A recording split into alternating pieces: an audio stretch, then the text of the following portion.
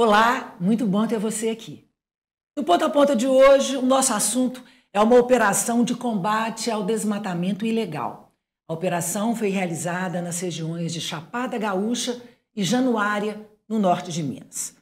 Participa de forma remota o promotor de justiça em Montes Claros, Diego Leonardo Barbosa Gomes, que atuou no caso em Januária.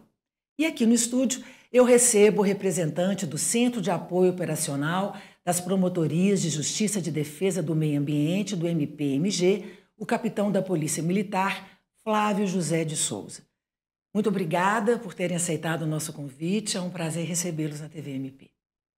Doutor Diego, para começar então a nossa conversa, eu queria que o senhor nos explicasse o que é considerado um desmatamento ilegal. Bom, o desmatamento ilegal é todo aquele processo, né, de supressão da vegetação em uma determinada localidade, sem que se tenha, por parte do empreendedor, a autorização legal pelos órgãos ambientais. Ou seja, há uma supressão, a intervenção em uma área de vegetação, geralmente vegetação nativa, em desacordo com as condições dispostas no Código Florestal Brasileiro e também no Código Florestal Estadual. Qual que é o resultado da operação aí no norte de Minas? O resultado ainda é parcial, né? Os dados que a gente tem são das diligências de campo realizadas no mês de abril.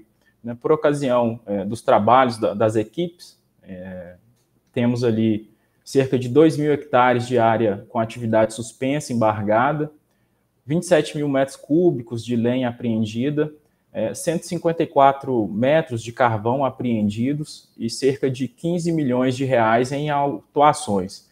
Né? E aí é bom lembrar que na esfera ambiental vigora uma tripla responsabilidade, né? Seja ela é a responsabilidade civil, administrativa e também a penal, sendo que, em regra, elas são independentes e autônomas. Então, esse resultado que eu mencionei acima, ele ainda é o resultado administrativo, né, de acordo com o trabalho dos órgãos ambientais vinculados ao Poder Executivo.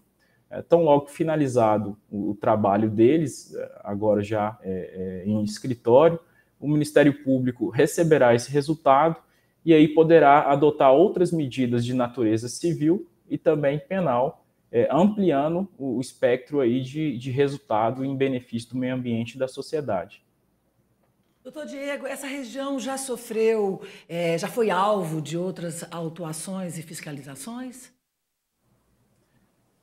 Os órgãos ambientais eles estão em constante monitoramento de atividades ilícitas no estado e também aqui na região, né? Realizam, com apoio da Polícia Militar Ambiental, sobretudo, cotidianamente fiscalizações em pontos indicados pelos sistemas de acompanhamento ou mesmo por decorrência de denúncias que aportam em seus bancos de dados. Então, é comum que o Ministério Público receba, né, na rotina em Januária, mensalmente, a comunicação da lavratura de autos de infração ambiental decorrente da supressão ilícita de vegetação ou outras atividades também ilícitas, né?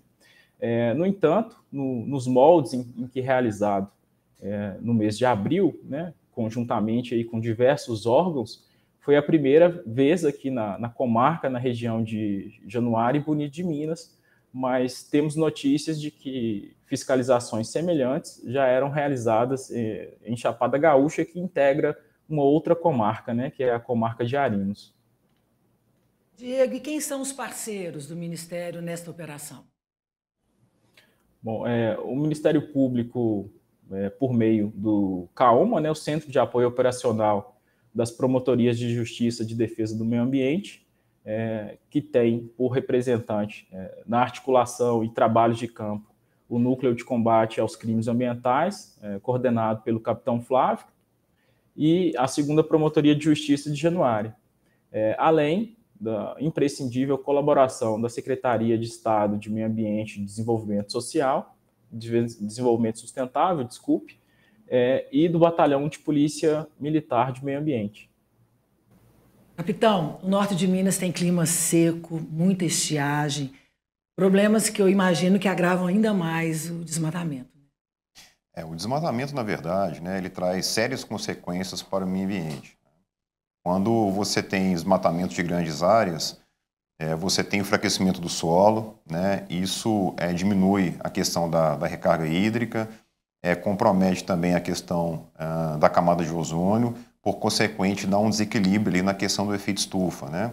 Isso faz com que haja um aumento de temperatura considerável e grandes, né, períodos de estiagem, provocando seca e, enfim, uma série de problemas de natureza climática para a região. Capitão, a quem pertencem essas áreas que foram alvo de diligências? Bom, essas áreas elas pertencem a grandes proprietários de terra, né, cujo desmatamento tem o foco na agricultura e depois também na questão da pecuária. Tá? Isso também traz um certo problema, né, porque quando se trata de pecuária você tem uma certa degradação do solo, com pisoteio, né, e aquela agricultura de maneira única, né, ela também traz um certo enfraquecimento do solo e os problemas que eu outrora mencionei.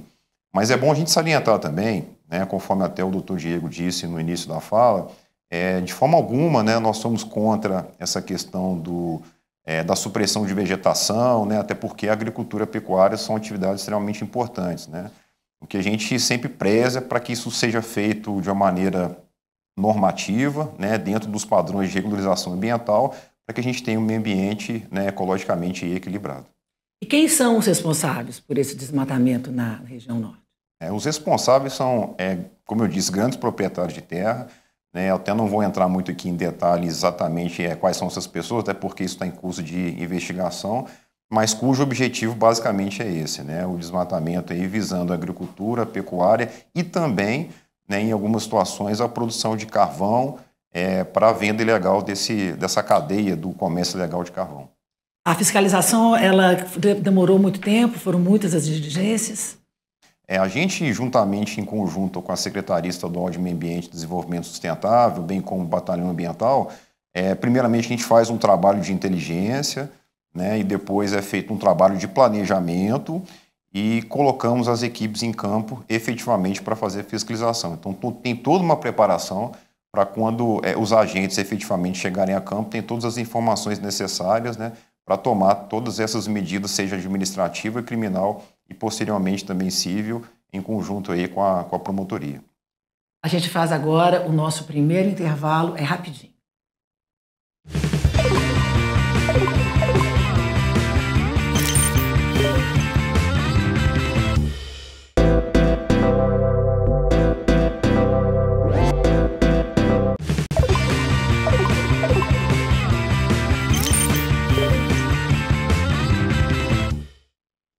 De volta ao Ponta a Ponta. O tema de hoje é uma operação no norte de Minas de combate ao desmatamento ilegal. Doutor Diego, quais são as graves consequências do desmatamento na região?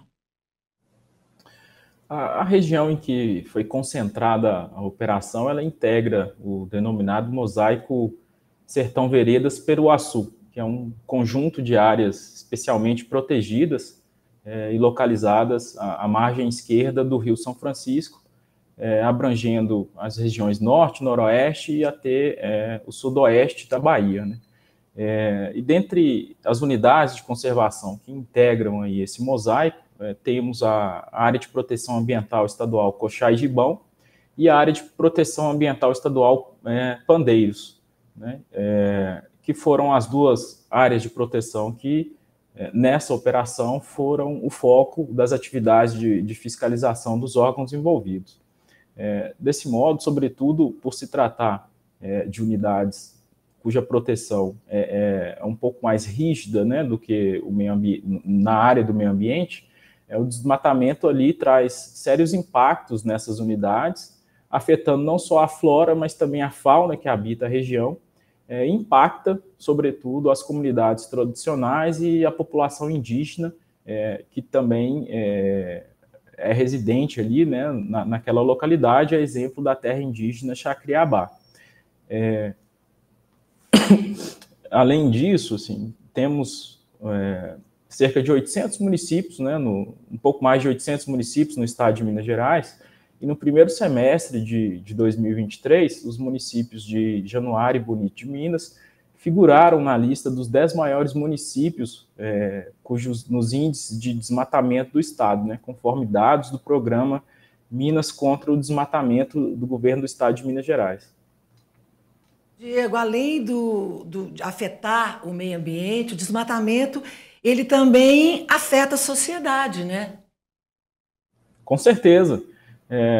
O capitão mencionou agora há pouco, mas além dos dados que ele já disse, alguns estudos ainda apontam que o desmatamento produz alterações climáticas severas, impactando o regime de chuvas e prejudicam, por exemplo, o agronegócio, né, representando um risco para investidores no país. Por consequência, esses impactos na produção refletem na vida do cidadão em relação aos mais diversos bens de consumo que fazem parte do nosso dia a dia. E a exemplo do que o capitão mencionou agora há pouco, não somos contra as atividades econômicas e empresariais, mas elas devem observar as regras, os requisitos legais e para minorar, né, esses impactos na economia, na sociedade e no meio ambiente. Eu gostaria também de ouvi-lo mais sobre esses impactos do desmatamento. O desmatamento, ele atrapalha muito naquelas áreas que nós chamamos de recarga hídrica, né? Que são, por exemplo, as nascentes. O Cerrado, né, que é uma região predominante, é um bioma predominante ali na região do norte de Minas, ele abarca, né, muitas dessas áreas de recarga hídrica, em especial algumas nascentes. Quando você tem o desmatamento, você suprime aquelas áreas que nós chamamos de matas ciliares, né, que mantém essas áreas de nascente. Isso faz com que diminua, mais uma vez, essas áreas de recarga hídrica, que no momento e nos períodos de estiagem, né, elas abastecem os lençóis freáticos e traz uma certa consequência no que tange ao abastecimento de água para a população, e não só para a população, como também para aquelas atividades econômicas. Então, o que pode ser feito para impedir, ou pelo menos, sei lá, reduzir o desmatamento? Primeiro a gente tem que pensar também numa questão de políticas públicas, né, voltada para a educação ambiental. Não só a educação ambiental da população, como também a educação ambiental voltada para aquele empreendedor, para aquelas pessoas que têm a intenção de fazer algum tipo de supressão, trazendo elas para a regularização ambiental junto às normativas estabelecidas pelo Estado. Tá? Um outro aspecto também que a gente tem que observar é o advento do aumento da fiscalização de uma maneira mais eficiente, né, tanto dos órgãos da SEMAD, como dos órgãos da Polícia Militar de Meio Ambiente, né, que hoje, né, conta com efetivo mais eficiente, mais treinado, com mais tecnologias. Aí eu até destaco a participação do Ministério Público, né, através do Dr. Diego, também através do Dr. Carlos, que é o coordenador do CAOMA, em repassar, né, parte dos recursos de compensação ambiental, justamente para potencializar, né, tanto o policiamento ambiental quanto também os agentes fiscalizadores da Secretaria Estadual de Meio Ambiente e Desenvolvimento Sustentável. A tecnologia é uma aliada importante nesse combate, né? Com certeza, né? Antes de nós efetivamente sairmos para a fiscalização, tem todo um planejamento que é feito nessas operações, é feito um levantamento de inteligência baseado em imagens de satélite, né? Então, quando nós efetivamente, juntamente com outros órgãos, vamos a campo desencadear essas operações, nós já temos todo um arcabouço de informações, né? E quando a gente vai a campo, justamente é só para ratificar isso, né, e colocar em prática aquilo que nós já detectamos em um trabalho prévio de levantamento. E a lei, ela é eficaz? Olha, a lei, ela, de certa forma, principalmente aqui no estado de Minas Gerais, eu vejo que é uma lei muito boa, sabe?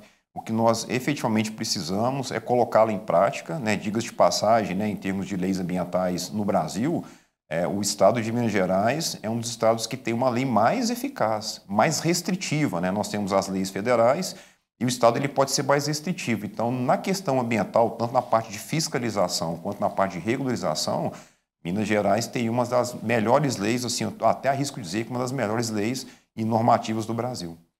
Doutor Diego, o senhor concorda? Com certeza.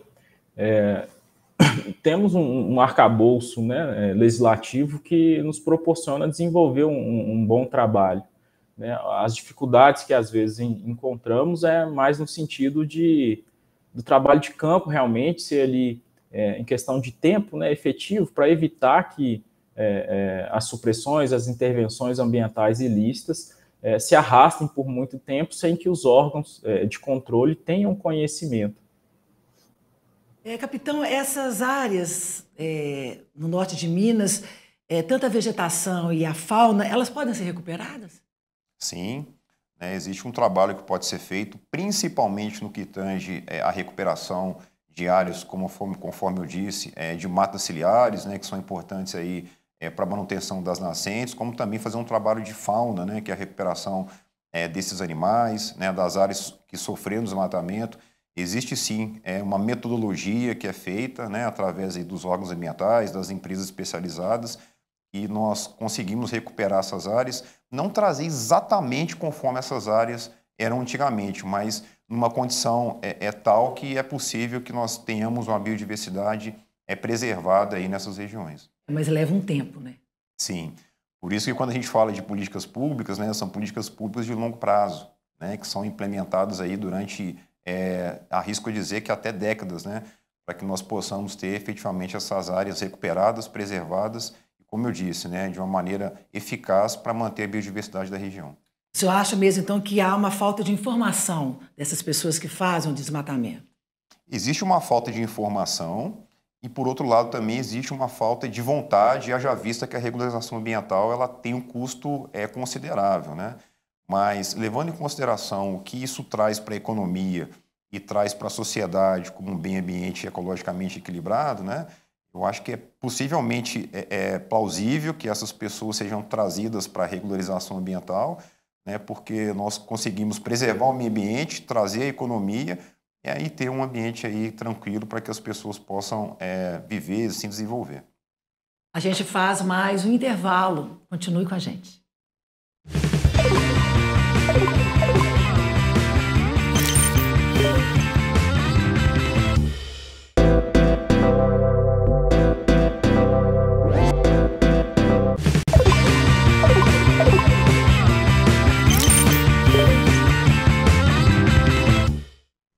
De volta ao último bloco do Ponta a Ponta. A nossa conversa gira em torno de uma operação que aconteceu na Chapada Gaúcha e em Januária, no norte do estado, de combate ao desmatamento ilegal. Doutor Diego, vamos voltar a falar sobre as leis? Quais são as leis e regulamentos para proteger o desmatamento? Desde a Constituição Federal, né, nós já temos alguns regramentos que tratam da proteção do meio ambiente, mas no plano infraconstitucional podemos destacar o Código Florestal Brasileiro e também o Código Florestal do Estado de Minas Gerais, bem como outras normas infralegais, sobretudo da Secretaria de Estado de Meio Ambiente e Desenvolvimento Sustentável, que condicionam o processo de obtenção de licenças para exploração e intervenção ambiental. O senhor acha que é preciso um rigor maior dessas leis? Eu concordo com a fala do capitão Flávio no bloco anterior, em que ele menciona que Minas Gerais tem uma das melhores legislações na área do meio ambiente e com o rigor necessário para que seja conjugado, né, a atividade empresarial, a atividade do agronegócio com a proteção do meio ambiente. No meu ponto de vista, as leis, na verdade, devem ser melhor aplicadas e não no sentido de que há uma omissão dos órgãos, né, que atuam nessa área, mas muitas vezes há uma dificuldade de imprimir ali uma resposta, né, à atividade ilícita em tempo e grau de sanção necessários, né? Por exemplo, na região de Januária, nós temos uma extensão territorial muito grande, né? Algumas das propriedades fiscalizadas nessa operação ficam a mais de 100 quilômetros da sede da comarca, do município de Januária, local em que estão os órgãos ambientais, Polícia Militar Ambiental, Ministério Público, o IEF, né, que representa o Estado, e muitas vezes chegar até esses locais é um dificultador, né, para o processo de fiscalização, e os infratores, né, aqueles que se valem dessas dificuldades, eles aproveitam realmente que estão mais distantes, que às vezes o sistema de monitoramento pode demorar um pouco mais a trazer ali a informação aos órgãos ambientais que gerem uma demanda de fiscalização, e começam a atuar de maneira ilícita, né, desmedida, aproveitando-se disso, né. Além disso, no plano da responsabilidade civil e criminal, a gente enfrenta por algumas vezes dificuldades na condução dos processos e procedimentos de natureza extrajudicial, né, que subsidiam a aplicação das medidas compensatórias de natureza civil e sanções criminais, por diversas razões, né, sobrecarga de trabalho, acumulação de atribuições em promotorias, demandas de natureza urgente envolvendo, por disposição legal, né, envolvendo, por exemplo, essa época de eleições municipais que teremos agora, há uma preferência no trabalho em relação a isso, demandas relacionadas à saúde, infância, e nos processos criminais em que há também a figura do réu preso, né, durante o curso do processo. Capitão, o que pode ser feito, então, para fortalecer a fiscalização ambiental no Estado? Olha, o fortalecimento da fiscalização ambiental no Estado, ele se dá através das fiscalizações efetivas, né, que são desencadeadas pela Polícia Militar de Meio Ambiente, bem como pelos agentes do Estado. Então, só para vocês terem uma ideia, né, hoje nós temos aproximadamente aí 178 frações da Polícia Militar de Meio Ambiente no Estado inteiro, né, cobrindo o policiamento dos 853 municípios, e nós temos aproximadamente 14 regionais do IF. Então, todas esses agentes que trabalham, eles têm que trabalhar com tecnologia, né, têm que trabalhar com eficiência, e isso tem se mostrado nos resultados, né, do combate ao desmatamento nos últimos 10 meses aqui no estado de Minas Gerais. Só para vocês terem uma ideia, isso é um dado até do INPE, né, que o desmatamento ele foi, na Mata Atlântica em especial, tá, foi diminuído em 62% e na região do Cerrado mais ou menos em torno de 12%. Muito.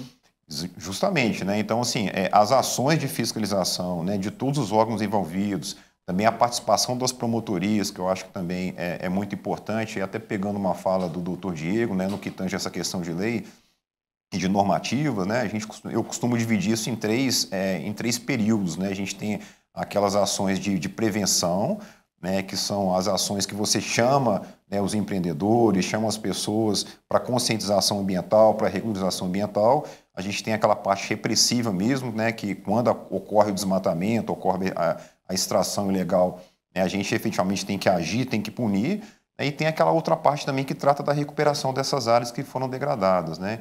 Então, mais uma vez, o uso da tecnologia e da eficiência na fiscalização, corroborado aí com a questão da consciência ambiental e trazer para a regularização, acho que são instrumentos eficientes aí para a gente ter um meio ambiente ecologicamente equilibrado e preservado. Mas como conscientizar a sociedade? Através de políticas públicas, tá? Eu acho que isso tem que ser incutido nas escolas, né, nos programas. Eu acredito que o programa que a gente está participando aqui agora também, né, que é divulgado para muitas pessoas, eu acho que não deixa de ser uma forma de você conscientizar com relação a essa questão do desmatamento. E só para ratificar, nós não somos contra, mais uma vez, a questão da extração, né, de vegetação, etc. Nós somos a favor de que essas áreas sejam utilizadas de maneira sustentável, né, para a gente fomentar efetivamente a economia e não incutir na cabeça das pessoas que o simples desmatamento é uma coisa extremamente negativa, né? Às vezes você tem que extrair algum tipo de vegetação até para promover aí a questão da economia, né, e do meio ambiente ecologicamente sustentável e equilibrado. Capitão, como podem ser feitas denúncias ou solicitação de fiscalização? Pois bem, as denúncias elas podem ser feitas através do 181, que é o Disque Denúncia Anônimo, né? A pessoa às vezes não quer se identificar, ela pode fazer através do 181. Pode fazer diretamente na Polícia Militar através do 190, né? Nós temos, igual eu disse, 178 infrações de meio ambiente. A pessoa pode ir direto na fração de meio ambiente levar essa denúncia, pode levar diretamente nos escritórios do IEF, né, que são aí os agentes, né, executores aí dessa fiscalização. Tá? A resposta é imediata? A resposta, se o crime foi em flagrante, se a atuação foi em flagrante, a resposta é imediata. Se for um caso mais complexo, é claro que depende de todo um planejamento para que a fiscalização e a resposta a essa denúncia ela seja efetiva. Então, se porventura alguém fizer uma denúncia, né, e houver um lapso temporal entre a denúncia e o atendimento dessa denúncia, pode ter certeza que é fruto de um planejamento para dar uma resposta efetiva. Agradeço muito a participação de vocês, sejam sempre muito bem-vindos. E, claro, agradeço a sua audiência, a sua companhia. A gente se vê em breve.